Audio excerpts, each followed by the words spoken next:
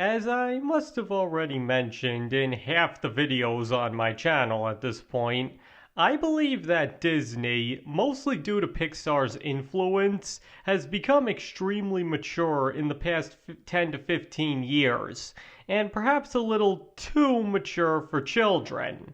And even if you don't agree with that, which you're most certainly free to, one can't deny that Disney has certainly started tackling more, shall we say, serious subject matter in the late 2010s that would probably be too intense for small kids, and that their style of doing things seems a lot more in line with Pixar's storytelling methods than the ones Walt Disney had when he was still alive.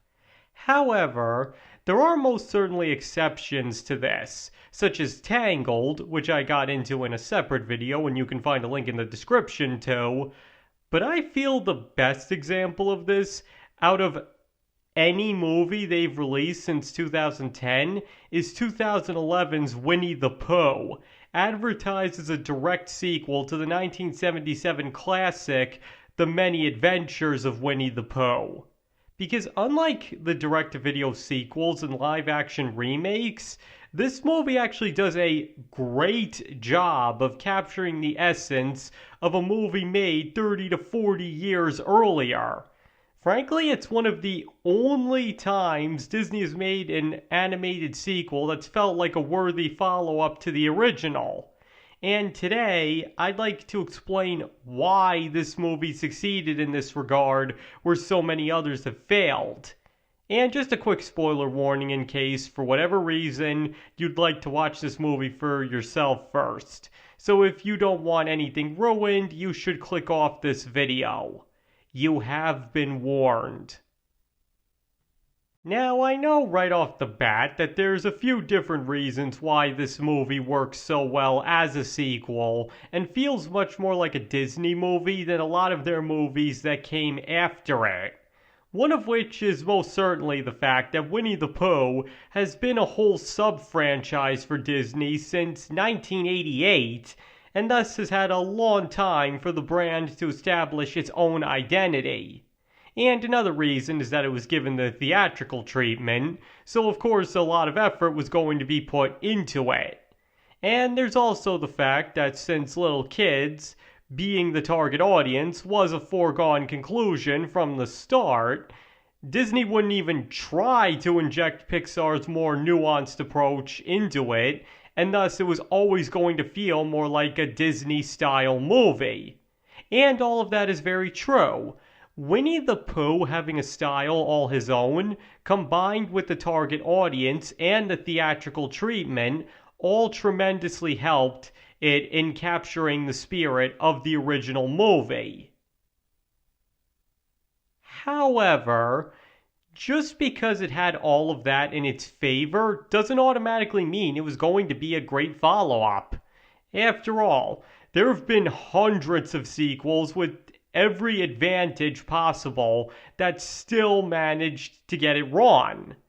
But in this case, especially by wisely sticking to the intended audience, they managed to create a sequel that's a pretty worthy follow-up to the original and even everything else the brand had to offer up until that point. Now sure, the movie isn't perfect, especially when they're trying a little too hard to modernize it at times, but on the whole it really manages to get pretty much everything right. The feeling of the cozy English countryside afternoon is captured pretty well, and the slice of life, very low stakes but to the characters insanely high stakes plot is perfectly captured.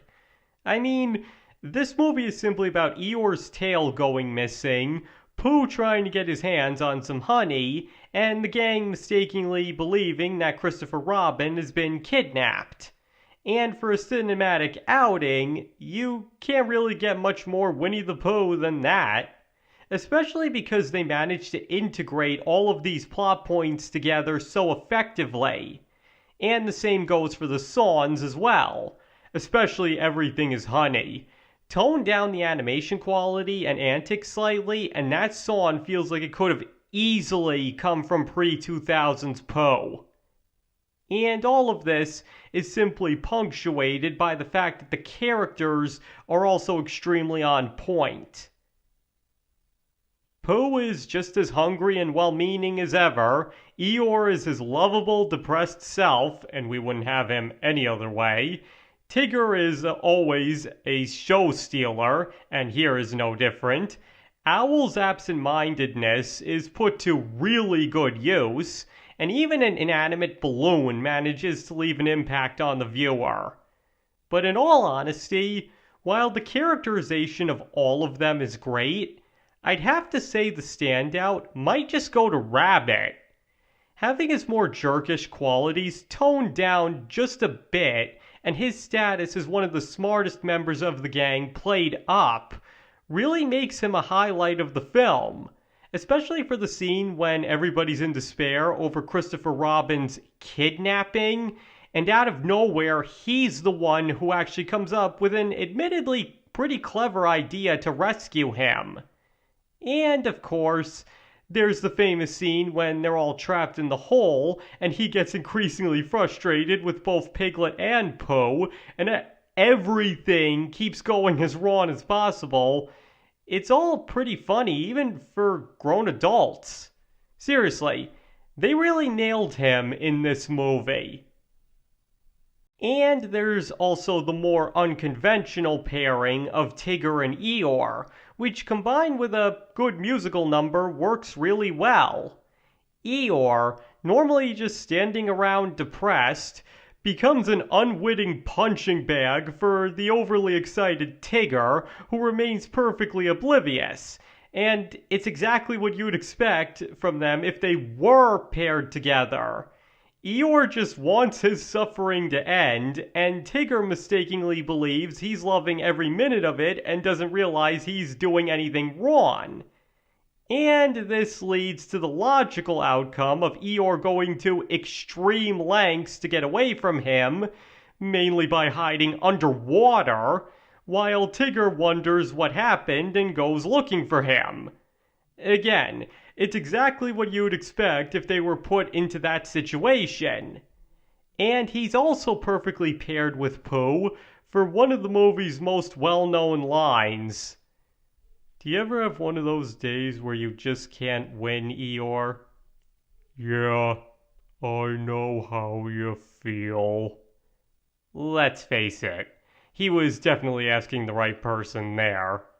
But as befitting Winnie the Pooh, only a few minutes later things turn around for both of them in the best way possible.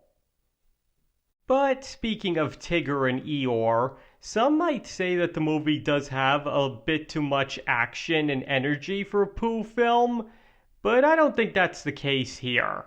Sure, it's a departure from the many adventures of Winnie the Pooh, but you can't do everything exactly the same in a sequel, or else it's just a shallow imitation of the original, and it's not like Pooh hasn't had his fair share of action over the years. Again, maybe it veers a little too far into certain aspects sometimes, but on the whole, I believe this movie is about the best you could realistically get as an official follow-up to the many adventures of Winnie the Pooh, especially considering when it was made. Alright, so to put it simply, 2011's Winnie the Pooh may not be perfect, but it comes much closer than it had any right to as a sequel. The characters are dead on, the music is definitely worthy of the Sherman Brothers' masterful work, and the story does manage to capture the essence of Winnie the Pooh at heart. And again, while it does have its flaws, they aren't nearly enough to take away from the fact that they actually managed to make a movie made much more in the style of Walt Disney than Pixar in the age that they did. And even setting that aside, plenty of kids and adults have praised it as an extremely charming kids movie, with their biggest complaint usually being that it was too short. And if that doesn't sum up what Winnie the Pooh has been doing best for over 100 years, charming both kids and adults just by being Pooh and going along on his little adventures with him, then I don't really know what does.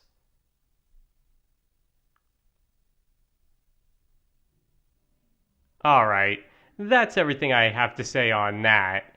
So now I want to hear what you guys think. Do you believe that the 2011 Winnie the Pooh did an excellent job of capturing the essence of the brand and makes for a surprisingly good and effective kids movie in an era where Disney wasn't focusing so much on that? Or do you believe it's simply average and nothing special? Please feel free to tell me in the comments. And as I said at the beginning, you don't have to agree with me here. You are free to feel about this however you want to. And thank you all for watching. I really appreciate it. And I hope to see you all next time.